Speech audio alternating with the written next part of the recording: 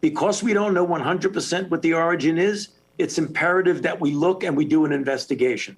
Top U.S. infectious disease expert Dr. Anthony Fauci called for further investigation into the origins of the coronavirus on Tuesday, after a recent Wall Street Journal report about illnesses at a Chinese virology lab raised new questions about where COVID-19 may have come from, but said he and other experts felt it was more likely naturally occurring. Many of us feel that it is more likely that this is a natural occurrence, as has happened with SARS-CoV-1, where it goes from an animal reservoir to a human. But we don't know 100% the answer to that. And since this is a question that keeps being asked, we feel strongly, all of us, that we should continue with the investigation and go to the next phase of the investigation that the WHO has done.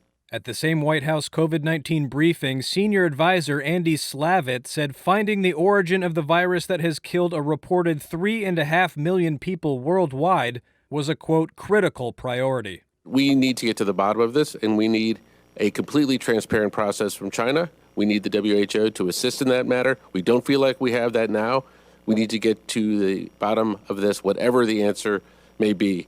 U.S. Health Secretary Javier Becerra called for international experts to be allowed to further evaluate the source of COVID-19 in a second phase investigation during a video address to the World Health Organization, but did not mention China directly. Phase 2 of the COVID origin study must be launched with terms of reference that are transparent, science-based, and give international experts the independence to fully assess the source of the virus and the early days of the outbreak.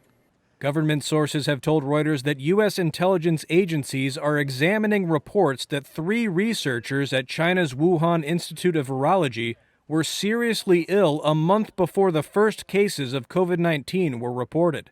On Monday, China's foreign ministry said it was, quote, completely untrue that 3 staff members at the Wuhan lab had fallen ill. Meanwhile, 2 congressional officials have told Reuters that the Senate and House of Representatives intelligence committees are conducting their own investigations into the origins of COVID-19 and how the Trump administration responded to the crisis.